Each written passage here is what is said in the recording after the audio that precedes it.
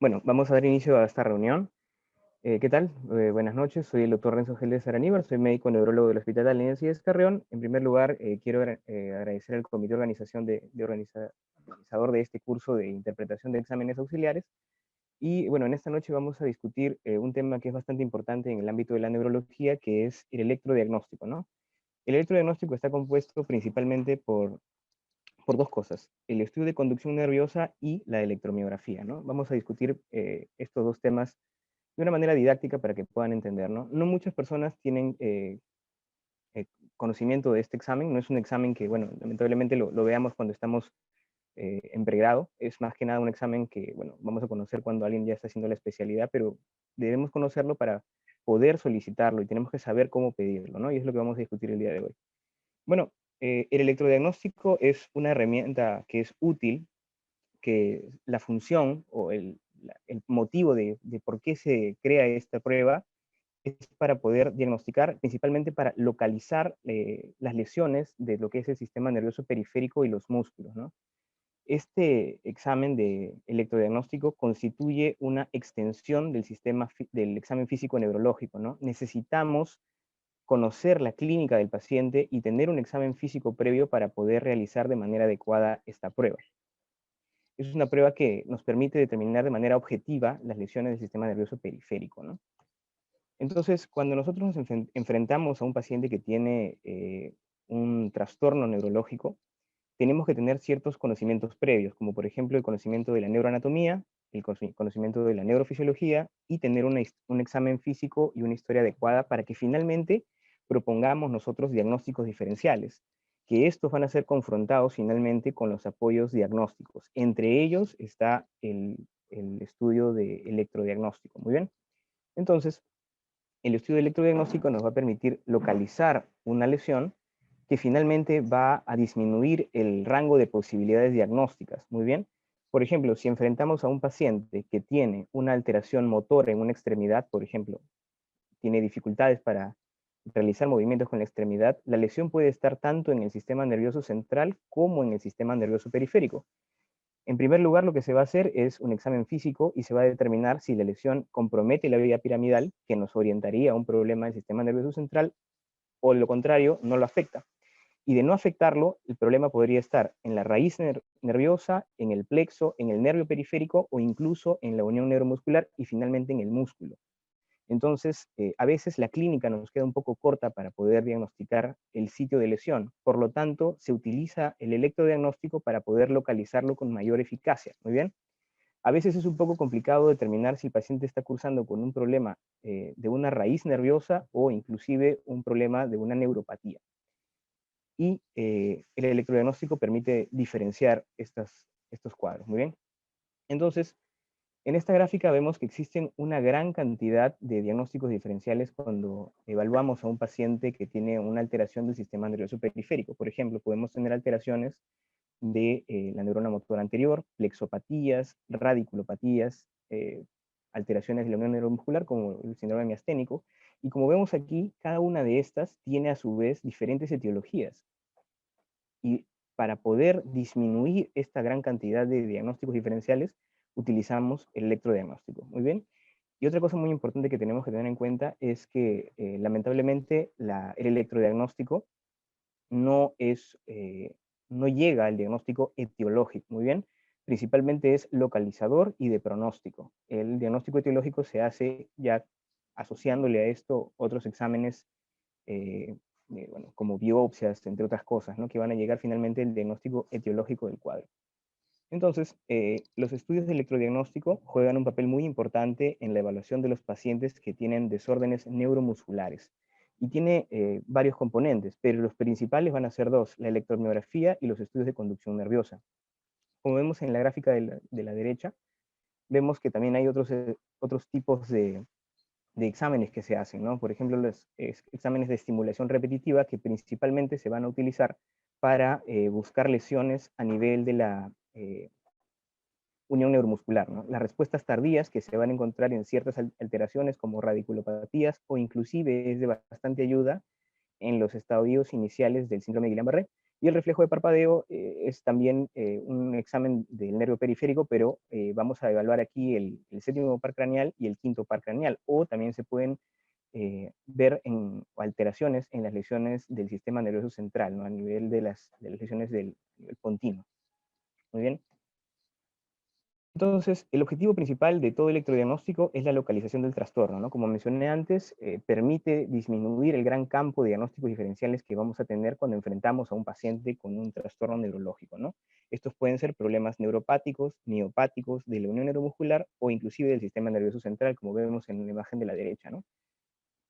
Las alteraciones pueden estar en cualquiera de estas vías, ¿no? Y es inclusive parte desde la corteza cerebral hasta el músculo. Entonces, cuando nosotros llegamos a localizar una alteración, tenemos que catalogarla si es un problema neuropático, miopático, unión neuromuscular, y a su vez subdividirlas en ciertas categorías, como por ejemplo, si encontramos un problema en una neuropatía, tenemos que catalogarla esta como una radiculopatía, plexopatía, polineuropatía, entre otras, ¿no? Si es de la unión neuromuscular, problemas presinápticos como el síndrome miasténico, perdón, como el síndrome de Eaton-Lambert, y posináptico como el síndrome miasteniforme, ¿no? Miasténico. Entonces, una cosa muy importante que tenemos que tener en cuenta es que tenemos que tener un conocimiento básico de la neurofisiología para poder interpretar de manera adecuada el electrodiagnóstico, ¿no? Vamos a hacer un pequeño recordar sobre la fisiología de la célula, principalmente la célula nerviosa, y su capacidad de poder transmitir una descarga eléctrica que finalmente se va a traducir en una contracción muscular. Muy bien. Entonces, recordando nuestras clases de fisiología, tenemos que recordar que existen dos potenciales en la célula nerviosa, principalmente el potencial de membrana que se va a encontrar en reposo y el potencial de acción que va a ser producido por la despolarización de la célula. Entonces, existen potenciales eléctricos a través de las membranas de prácticamente todas las células del cuerpo. Muy bien. Algunas células, como las células nerviosas, generan impulsos electroquímicos que pueden cambiar a través de toda la membrana de la célula, y estos se utilizan para transmitir señales, ¿no? Entonces, esta es la capacidad que aprovecha el electrodiagnóstico para poder evaluar la transmisión de la despolarización de las células, pues, ¿no? Y ver dónde podría estar la lesión. Entonces, en este gráfico de aquí, podemos ver que existen diferentes concentraciones de cationes en el intra y en el extracelular, ¿no? Esta diferencia de cationes, a través de una membrana semipermeable, va a dar un potencial de difusión. Este potencial de difusión, finalmente, es el que nos va a generar el potencial de membrana en reposo. Cuando la polaridad del intracelular cambia respecto al extracelular, esto vamos a llamar nosotros como despolarización. Y se va a producir como una descarga escalonada a través de todo el axón de la neurona, que finalmente va a dirigirse a la unión neuromuscular y va a producir la contracción muscular, ¿no? También lo vamos a ver en un momento. Entonces, el potencial de membrana en reposo se define como un valor estable del voltaje transmembrana en las células, ¿no? Y como les repito nuevamente, esto se da por el potencial de difusión que existe a nivel de la membrana, de la capa lipídica, ¿no? Y está dado principalmente por la diferencia de cationes, de sodio, que es con mayor cantidad en el extracelular que en el intra, y el potasio, que es de mayor cantidad en el intracelular respecto al extracelular. Y también aquí encontramos que la bomba sodio-potasio TPasa también tiene la capacidad de generar cierta electronegatividad. Muy bien, muy bien. Hay intercambia 3 sodios por 2 potasios. Entonces, este potasio, que es en menor cantidad, también va a proporcionar la electronegatividad que lo caracteriza el intracelular. También encontramos en el intracelular que existen otros factores que van a aumentar la electronegatividad. La electronegatividad es el potencial de membrana en reposo normal de la célula. Siempre es con tendencia a la negatividad, ¿muy bien? Y está dado por la concentración de cloro, y también la concentración de algunas proteínas que permiten o brindan carga negativa al intracelular. Entonces, cuando existe un cambio en la polaridad, como vemos aquí en la imagen de la derecha, se va a producir de manera como una cascada, un cambio de polaridad a nivel del axón. Y esto se va a transmitir hacia el botón sináptico, ¿no? Que es donde se van a liberar los neurotransmisores en la unión neuromuscular. Entonces, el potencial de acción, ya no estamos en el potencial en reposo, van a ser cambios rápidos del potencial de membrana que se extienden rápidamente a lo largo de la membrana celular. Y aquí vemos una gráfica que, bueno, muchos de nosotros recordamos en fisiología, que es la ley del todo o nada, ¿no? Para que un axón se pueda despolarizar, tiene que llegar a cierto voltaje, ¿no? Usualmente este voltaje de disparo es menos 60 milivoltios, ¿no? Cuando se alcanza este umbral, se va a producir la apertura de los canales de sodio que, bueno, se abren por el cambio de voltaje, ¿no? Son voltaje dependientes, canales de sodio voltaje dependientes. Estos se abren y va a haber un gran ingreso de cationes de sodio al intracelular, y esto va a cambiar la polaridad, ¿no? Con tendencia a la positividad, como vemos aquí, puede llegar hasta más 40 milivoltios.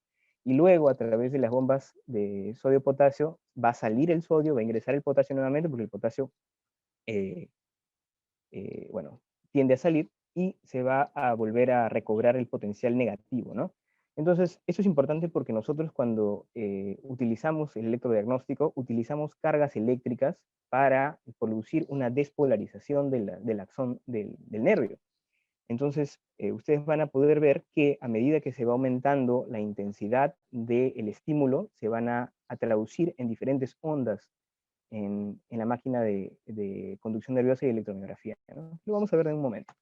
Entonces, finalmente, cuando el potencial de acción alcance el botón sináptico, va a entrar aquí a tallar el calcio, ¿no? El calcio también va a ingresar, se va a unir con ciertas proteínas de anclaje y van a liberar los neurotransmisores como acetilcolina a la unión neuromuscular, y en la unión neuromuscular también hay eh, liberación de calcio, principalmente del retículo sarcoplasmático, y este calcio va a producir la contracción de la fibra muscular, como bien sabemos, por la actina y la miosina, ¿no? Y se va a producir este acortamiento de la fibra muscular, que también se va a traducir en la máquina de electromiografía. Entonces, para muchos, creo que es la primera vez que ven una máquina de electromiografía. Aquí la tenemos. En realidad es una máquina que es pequeña, eh, tiene diferentes partes, ¿no? Entre ellas están los electrodos, como vemos aquí. Vemos un cable negro que está integrando un cabezal. Esos son los electrodos que se van a utilizar. Son electrodos de superficie que se van a colocar sobre la piel, y estos van a medir cierto voltaje, ¿no? Diferencia de voltaje. También lo vamos a ver en un momento. Tiene amplificadores, tiene un monitor donde vamos a poder ver el trazado de electromiografía, como se está viendo ahí, o el trazado de los estudios de conducción nerviosa. También vemos que presenta altavoces, el estimulador, que no sale aquí, lo vamos a ver después, y el dispositivo de almacenamiento, que es el que va a guardar la información, ¿no? Entonces, esta es prácticamente la máquina, ¿no? Es bastante pequeña en realidad, hasta hay equipos portátiles, pero es de gran ayuda. Entonces, antes de nosotros realizar o solicitar el examen, tenemos que tener en cuenta ciertas características, ¿no? Ciertas bueno, consideraciones. Principalmente tenemos que evaluar al paciente y determinar cuáles son los síntomas que este paciente tiene, cuánto tiempo lleva con los síntomas, si tiene algún antecedente médico de importancia, por ejemplo, el uso de anticoagulantes. Como sabemos, el electrodiagnóstico utiliza una aguja que se inserta en un músculo. Entonces, a veces cuando el paciente está bajo la medicación de anticoagulantes, podría ser un poco riesgoso. También si presentan, son portadores de marcapasos, porque utilizamos voltaje, ¿no? Usualmente el voltaje es bastante bajo en realidad, ¿no? Son milivoltios. Eh, un poco difícil que genere alguna alteración, pero algunos consideran que hay que tener precaución. Si existe o no atrofia muscular, si el tono del músculo está disminuido o aumentado, cómo se encuentran los reflejos también es bastante importante, y si hay alguna disminución de la sensibilidad, y de ser así, cuál es la distribución. ¿Por qué es importante esto? Porque nosotros podemos examinar prácticamente cualquier nervio del sistema nervioso periférico, ¿muy bien? No todos, pero una gran cantidad se pueden evaluar. Entonces, si nosotros solicitamos un examen de electromiografía, tenemos que ir más o menos dónde podría estar la lesión, ¿no? Porque tomaría demasiado tiempo hacer un examen completo de todos los nervios y los músculos, ¿no? Entonces, usualmente es un examen que tenemos que pedir con una sospecha diagnóstica, ¿no? Por ejemplo, si tenemos un paciente que tiene disminución o adormecimiento de la mano, por ejemplo, ¿no? se le solicita una electromiografía del miembro superior y más o menos tenemos que escribir la distribución del adormecimiento, porque eso puede ser un síndrome de túnel del carpo, por ejemplo, o una radiculopatía cervical. Entonces, a eso vamos, ¿no? Tenemos que tener un diagnóstico topográfico previo, ¿no? No siempre va a salir exactamente como sospechamos, pero sí es de gran ayuda a las personas que hacen el examen, ¿no? Entonces, existen parámetros cuando uno hace una conducción nerviosa, ¿no? Todavía no estamos hablando de la electromiografía con aguja, esa es la segunda parte del estudio, ¿no? La primera parte es estudiar el nervio principalmente, y eso lo vamos a utilizar o lo vamos a realizar mediante electrodos de superficie y estimulación con nuestro un estimulador, un electrodo de estimulación, ¿no? Entonces, el estudio de conducción nerviosa tiene principalmente dos parámetros, la amplitud y la latencia, ¿no? La latencia es el tiempo que nos va a tomar en aparecer una onda en la máquina de electromiografía. A medida que uno va estimulando, van apareciendo ciertas ondas, ¿no? El tiempo que se demora en aparecer una primera onda es lo que vamos a llamar nosotros latencia, y usualmente la latencia está asociada a ver la estabilidad principalmente de la mielina del nervio. Muy bien, y lo otro que vamos a determinar es la amplitud, que es el tamaño de la onda. Y la amplitud está en relación a el problema, si es un problema del axón. Muy bien, entonces, latencia, mielina, amplitud, axón. Y esta es la parte más básica en realidad que tenemos que tener en cuenta cuando vemos el resultado de una electromiografía, ¿no? Si nos describen que es un problema en la latencia, una latencia prolongada, nosotros podemos interpretarlo como que el problema puede ser en la mielina. Hay enfermedades que tienen más predilección a afectar la mielina, enfermedades mielinizantes, o hay otras enfermedades que afectan principalmente el axón del nervio, ¿no? Entonces, también ayuda bastante. Entonces, aquí dice latencia motora, porque el examen de conducción nerviosa es tanto motor como sensitivo. La latencia motora es el tiempo de conducción desde el punto de estimulación a través del segmento del nervio estudiado, la unión neuromuscular y la activación del músculo. Muy bien, porque nosotros cuando realizamos la estimulación del nervio, finalmente vamos a ver que hay una contracción muscular. Aquí no estamos viendo el músculo, estamos viendo el, el, el segmento del nervio estudiado. Muy bien, y el músculo se va a ver con la aguja de electromiografía. Entonces, ¿por qué es importante el estudio de conducción nerviosa? ¿Cuál es su propósito? Va a identificar una enfermedad subclínica, localiza la enfermedad focal, define la gravedad de una enfermedad periférica o también puede proporcionar información en relación al pronóstico. Aquí, como bien dice la diapositiva, coloca que identifica una enfermedad subclínica, ¿no? Para esto eh, es, es un caso clínico, por ejemplo, les puedo poner, es bien importante el estudio de electromiografía. Más o menos esto fue durante el brote de síndrome de Guillain-Barré que ocurrió en Lima. Viene un paciente que, bueno, tenía 14 años, va al área de pediatría. Está saliendo una imagen. Bueno, ya. Va al área de pediatría debido a que el paciente cursaba con un cuadro de adormecimiento de miembros inferiores, ¿no? Refería que el paciente estaba jugando de fútbol, se cae y coincidentemente cursa con adormecimiento de las piernas, ¿no? Acude a emergencia de pediatría, es evaluado por neurocirugía, se le solicita una resonancia magnética de columna vertebral y no se evidencia ningún tipo de lesión. Este paciente tampoco tenía alteración esfinteriana, pero él refería adormecimiento. Entonces se toma como que es un cuadro, probablemente un cuadro ansioso, etcétera, y por un motivo o alguno, el paciente es dado de alta por la tarde, ¿no?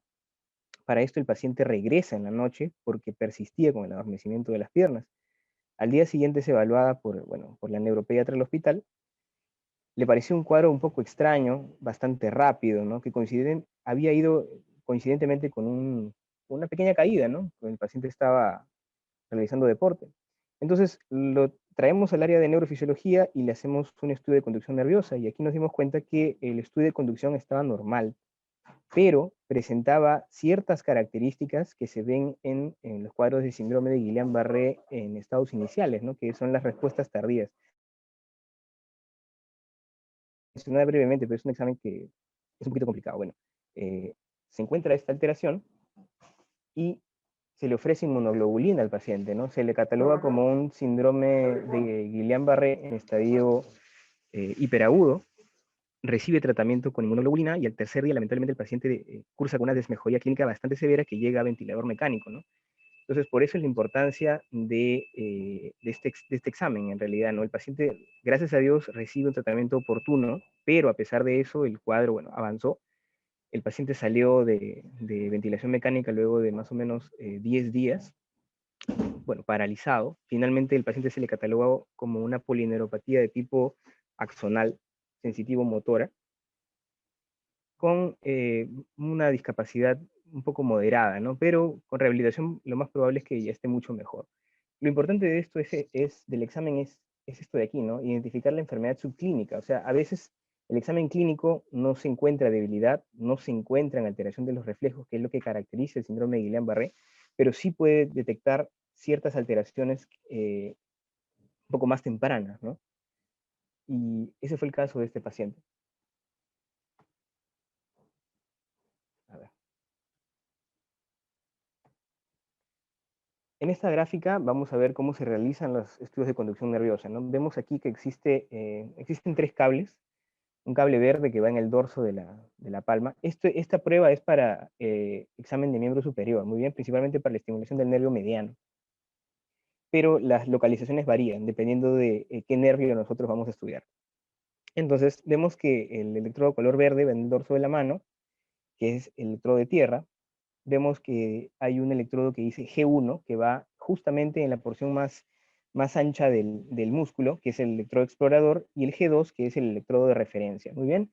Y vemos que a la izquierda hay un estimulador. Este estimulador es el que va a producir una descarga eléctrica que va a cambiar la polaridad del segmento del nervio estudiado. Muy bien.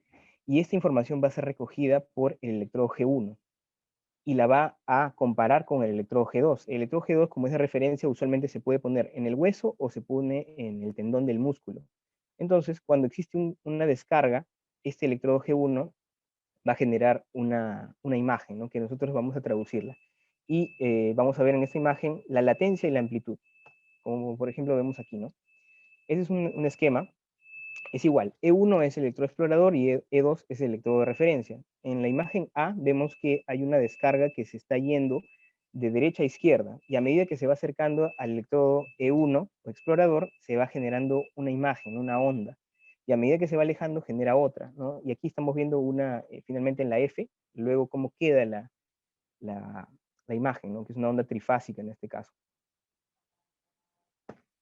Y esto es lo que vemos, ¿no? La latencia, como se ve ahí, que es el tiempo en que va a aparecer la onda, y la amplitud, que es el tamaño de la onda, ¿no? También se puede ver, o se puede determinar la duración y el área también, que se ayuda, pero para temas prácticos principalmente es la latencia y la amplitud. Aquí, por ejemplo, estamos viendo también que el nervio que se está estimulando aquí, principalmente el nervio mediano, tiene latencias que difieren, ¿no? En la parte de arriba vemos que la estimulación está a nivel de la muñeca y la parte de abajo la estimulación está a nivel del codo.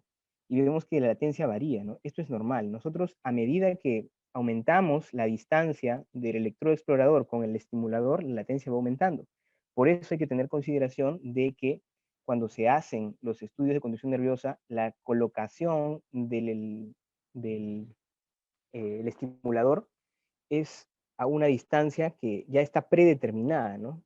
Que usualmente, bueno, está en los libros, se coloca 7.5, 12 centímetros, dependiendo de qué nervio vamos a utilizar, se coloca a cierta distancia, ¿no? Y eso ya está, bueno, es por ley prácticamente, ¿no? Entonces, esto es como normalmente vamos a ver en los trazados de electromiografía, ¿no? Acuérdense, latencia, vamos a ver la mielina, y la amplitud, el axón. Y aquí vemos igual, ¿no? Vemos los electrodos, la estimulación, y vemos que va a variar dependiendo del sitio de estimulación, si es en la muñeca o es en el codo, va a prolongarse la latencia, ¿no? Pero aquí vemos que es una conducción normal. Entonces, eh, si nosotros tenemos un problema axonal, como ya mencioné, usualmente la primera alteración que vamos a encontrar es una disminución de la amplitud, cuando es axonal. Usualmente no vamos a encontrar incremento de la latencia, pero a veces sí puede presentarlo, ¿no? se pierden muchos axones y solamente quedan axones de conducción lenta y se ve paradójicamente un incremento de la latencia. Pero hay criterios, ¿no? Como se ve en esta gráfica. También la velocidad de conducción, me olvidé de comentarles, la velocidad de conducción es bien importante. Esta velocidad de conducción es el tiempo que se va a demorar en transmitir la estimulación a través del nervio, entre dos puntos, ¿no? Por ejemplo, entre el codo y la muñeca. Y bueno, con unos parámetros en la máquina de electromiografía nos va a dar la velocidad que siempre debe ser mayor de 50 metros por segundo, usuales, ¿no? Cuando es menos de 35 metros por segundo, usualmente eso va a ser un problema de la mielina, ¿muy bien? Porque acuérdense, la mielina es la que nos va a dar la velocidad de la transmisión, ¿muy bien? Mientras más mielinizado esté un axón, es más rápido. Y mientras más grande sea, también va a ser más rápido. Y debajo encontramos las alteraciones que vamos a encontrar en los problemas de desmielinización, que usualmente va a ser asociado a una disminución de la velocidad de conducción y una prolongación de la latencia. También en algunos casos podemos encontrar una disminución de la amplitud, pero lo que predomina aquí es la latencia y la velocidad de conducción, que es sumamente baja en las alteraciones desmielinizantes. El potencial de acción sensitivo es la otra parte, ¿no? Lo primero que hemos hablado es de la parte motora. Y en la parte sensitiva también hay latencia y también hay amplitud.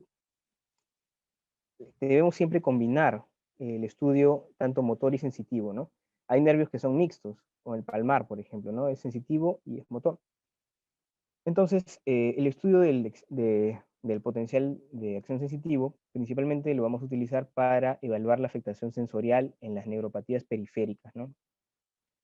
Y nos va a proporcionar también evidencia objetiva de la integridad de los nervios sensoriales periféricos y también nos ayuda a distinguir lesiones de las raíces espinales o lesiones del plexo, ¿no? Usualmente las radiculopatías no van a producir alteración en la electromiografía del potencial de acción sensitivo, ¿no?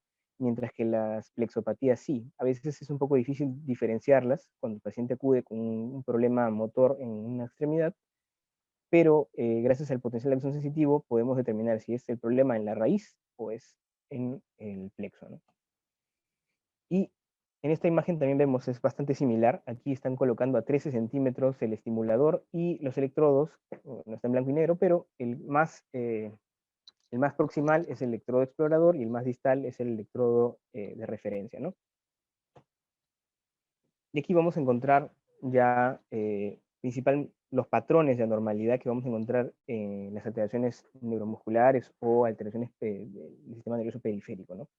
Es lo mismo, aquí vamos a encontrar las neuropatías axonales, neuropatías desmielinizantes, enfermedades motoras, miopatías inclusive, ¿no? Lo que llama la atención es que las alteraciones de la neurona motora anterior o las alteraciones de la transmisión neuromuscular y las miopatías, prácticamente la conducción es normal. El estudio de conducción nerviosa principalmente nos va a dar alteraciones a nivel del nervio, ¿muy bien? Del nervio o inclusive, bueno, todo lo que es el sistema nervioso que va eh, desde la raíz hasta el nervio periférico, ¿no? Pero a veces se pueden encontrar alteraciones musculares que podrían alterar el estudio de conducción nerviosa, ¿no? Pero no siempre. La mayoría de ellos van a encontrar, como vemos aquí, normales, ¿no? Por ejemplo, una miopatía, prácticamente el nervio está conservado, pero sí la electromiografía es lo que nos va a diferenciar todas estas enfermedades que encontramos abajo, ¿no? Entonces, hay dos tipos de lesiones, axonales y desmielinización, ¿muy bien? Las lesiones axonales hay pérdida de la axón o lesión del axón, y la desmielinización vemos que hay una alteración en la mielina, ¿no? Axón, amplitud, y desmielinización es latencia. Entonces, clínicamente la pérdida de axones y la desmielinización segmentaria pueden parecer similares, ¿no? Pero ambos pueden causar debilidad, pero las características eléctricas y los pronósticos son diferentes, ¿no? Las neuropatías que afectan el axón tienen un pronóstico y una evolución bastante tórpida, a diferencia de la desmielinizante, porque se puede remielinizar. Muy bien. Y por eso es importante el electrodiagnóstico, ¿no? Para diferenciarlas y poder ofrecerle un tratamiento dependiendo de lo que se encuentra al paciente, ¿no? Aquí vemos una conducción normal, por ejemplo. A la mano derecha vemos una lesión axonal, donde la amplitud está sumamente disminuida, está menos de la mitad de la primera imagen, y debajo vemos que hay un incremento de la latencia, ¿no? Entonces, axonal, el tamaño, y la desmineralización es las latencias prolongadas, ¿no? Pero también podemos encontrar una combinación de ambas, ¿no? Como vemos aquí a la izquierda, hay una amplitud sumamente baja, pero también hay una prolongación de la latencia, ¿no? Aquí vemos normal, y esta es una combinación. El bloqueo de la conducción también se puede encontrar en las lesiones desmineralizantes, ¿no? Vemos aquí en la derecha que la imagen de arriba es una conducción prácticamente normal, con una pequeña prolongación de la latencia, está en 3.9, y debajo vemos que hay una disminución de la amplitud, ¿no? Pero paradójicamente, esta amplitud baja se produce por un bloqueo de la conducción. Usualmente lo vamos a ver en neuropatías compresivas. Muy bien. Si es un problema neuropático, tenemos que determinar qué tipo de fibra es la que está alterada. Si es una fibra motora, sensitiva, o combinada tal vez. Si el problema es axonal o es desmineralizante, el curso, ¿no? Agudo, hiperagudo, subagudo, inclusive crónicas, ¿no? Muy bien, las neuropatías crónicas son las que tienen una evolución mayor a 8 semanas. Las neuropatías agudas son las que tienen menos de 4 semanas, y las subagudas son entre 4 y 8 semanas. El síndrome de Guillain-Barré, por ejemplo, es una polineuropatia aguda, y su curso es menor de 4 semanas. Las polineuropatías crónicas, por ejemplo, como cuadros paraneoplásicos, son pacientes que, bueno, tienen algún antecedente de recibir quimioterapia inclusive, ¿no? Porque puede ser una polineuropatía crónica inducida por quimioterápicos. Problemas miopáticos, también hay que determinar la distribución, si es predominantemente proximal, distal, vulvar, entre otras. Si el curso temporal es agudo, subagudo. Y lo que se va a encontrar es si hay en el examen, ¿no? Si predominan las descargas miotónicas, que son contracciones anormales, ¿no? Y las uniones neuromusculares, la distribución, hay que ver si es proximal, generalizada, vulvar, y la patología si es presináptica o postsináptica, ¿no? También varía, por ejemplo, si la alteración es presináptica, vemos ahí el Eaton-Lambert, y la postsináptica, la miastenia gravis, ¿no? Y van a tener características diferentes en el estudio de electromiografía.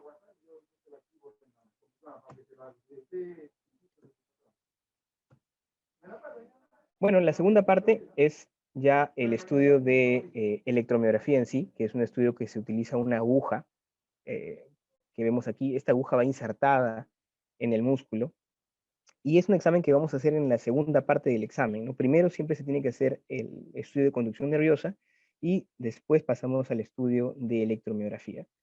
Aquí en esta imagen vemos que hay un electrodo G1 y G2, que es muy similar a los que vimos en la conducción del nervio, ¿no? El G1 va a ser el explorador, y el G2 es el electrodo de referencia. Esta es una aguja que nosotros llamamos bipolar, ¿no? Tiene los dos polos ahí, pero la que utilizamos con más frecuencia son las monopolares, y vamos a ver ahora las características de esta aguja, ¿no? Entonces, la electromiografía es un método utilizado para evaluar la integridad principalmente de la unidad motora, la motoneurona inferior, la unión neuromuscular, y finalmente el músculo, ¿no? Es un estudio que es complementario a los estudios de conducción nerviosa en la localización de los trastornos neuromusculares, ¿no? También nos permite determinar el curso temporal que va a tener el cuadro. Entonces aquí vemos los dos tipos de aguja. La aguja bipolar G1 y G2 están unidos en la misma aguja, y la aguja monopolar, que solamente es el electrodo explorador que está en la aguja, y un electrodo G2, que es el de referencia, que va en la piel, ¿no? Este es el que utilizamos, bueno, la mayoría de unidades de neurofisiología clínica, ¿no? Se utiliza una aguja bipolar. Hay algunas diferencias, sí, es menos interferencia cuando se utiliza la aguja bipolar, pero la aguja monopolar también es de gran ayuda, ¿no? Se puede manejar esto de la interferencia. Los campos eléctricos, como por ejemplo, inclusive los focos o equipos electrónicos cerca, pueden generar un poco de interferencia.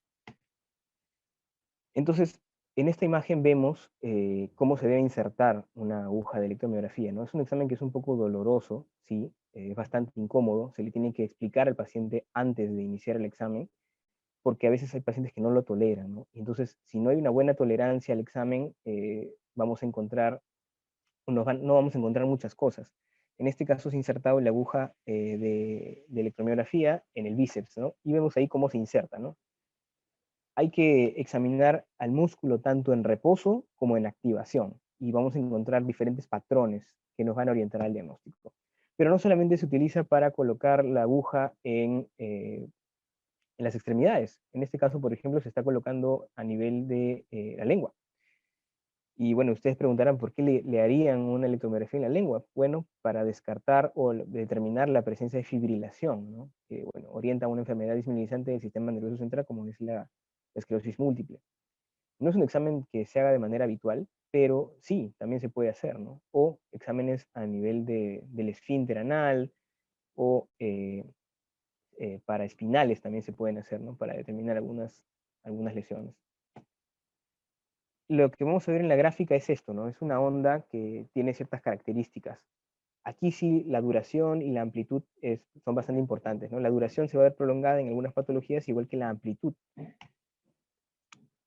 En esta gráfica vemos una distribución normal de un axón con ciertos grupos musculares, y vemos la característica de la onda, ¿no? Que es una onda que tiene un tamaño considerable y una duración bastante corta. Pero cuando se pierde los grupos musculares, como estamos viendo a la derecha, vamos a ver que el tamaño se reduce bastante, ¿no? Estos puntitos morados son los grupos musculares, y vemos aquí que el axón está conservado su axón, pero no inerva músculos porque se han perdido, ¿no? En cuadros de miopatías. Y en el medio estamos viendo que una sola neurona ha tomado gran cantidad de grupos musculares debido a que estos grupos musculares se han denervado, ¿no? Entonces, la denervación ha generado posteriormente una reinervación, y esto es lo que vamos a traducir, ¿no? Que un solo axón está tomando gran cantidad de grupos musculares y se ve un incremento de la duración y de la amplitud del trazado electromiográfico. Muy bien. Otra imagen característica se va a ver de esta manera, que nosotros llamamos ondas positivas, ¿no? Todo lo que es hacia abajo es positivo y hacia arriba es negativo, ¿no? Estas ondas positivas se van a ver cuando se examina el músculo en reposo y nos traducen de denervación aguda. Esto se produce porque cuando se denerva el músculo, se pierde el estímulo nervioso, el músculo va a producir pequeñas contracciones involuntarias, no tiene un control neurológico, y esto es lo que se va a ver, ¿muy bien? Un cuadro de una polineuropatía aguda con ondas positivas nos orienta que es el cuadro agudo. Y cuando pase el tiempo, esta reinervación se va a traducir como ondas de amplitud bastante aumentadas y duración incrementada, ¿no? Como vemos en esta imagen. Vemos aquí la onda normal, y cuando estas se comienzan a perder, aquí por ejemplo vemos que se ha perdido este axón, se ha denervado, y finalmente el axón que estaba indemne ha terminado de reinervar todos los grupos musculares, y se forma esta onda, ¿no? Anormal. Es una onda con una duración prolongada y una amplitud aumentada.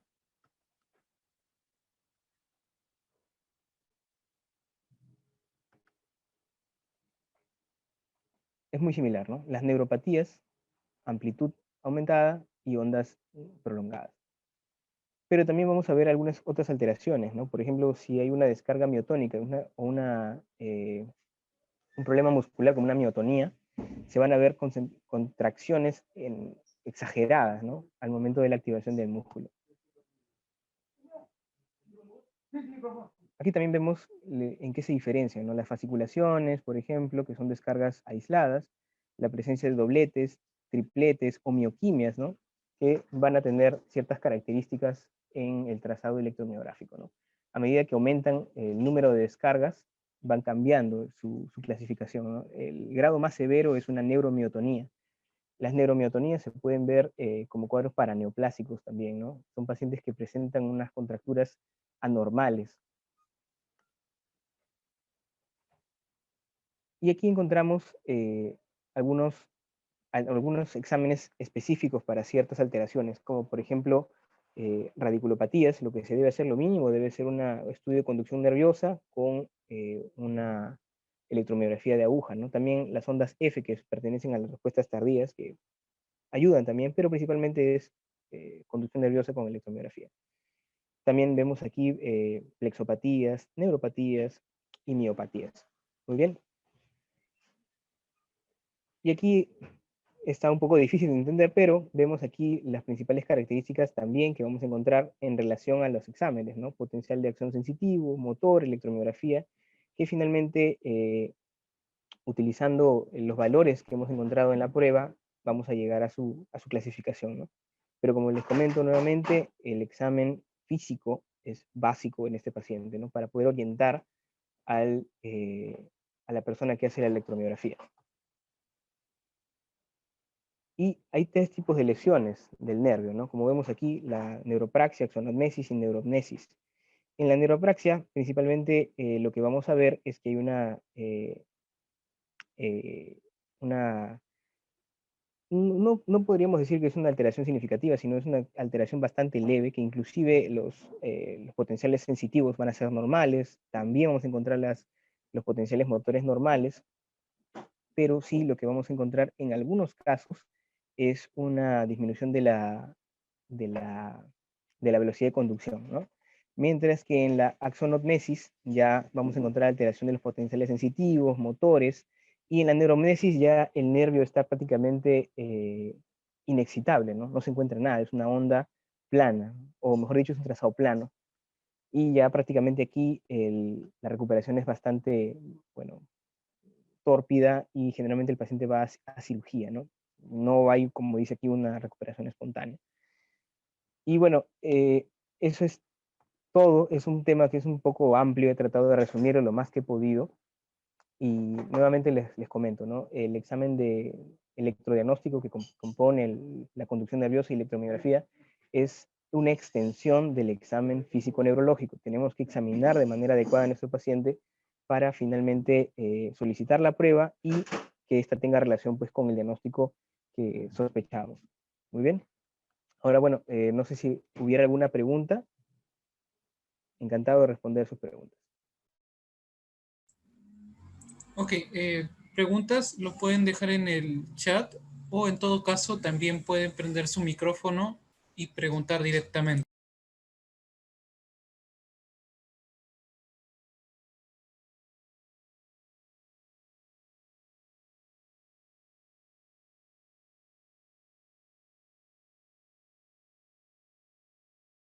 Ya está activado el micrófono, ya pueden participar, disculpen, o pueden dejar su mensaje para que puedan responder la pregunta del doctor después.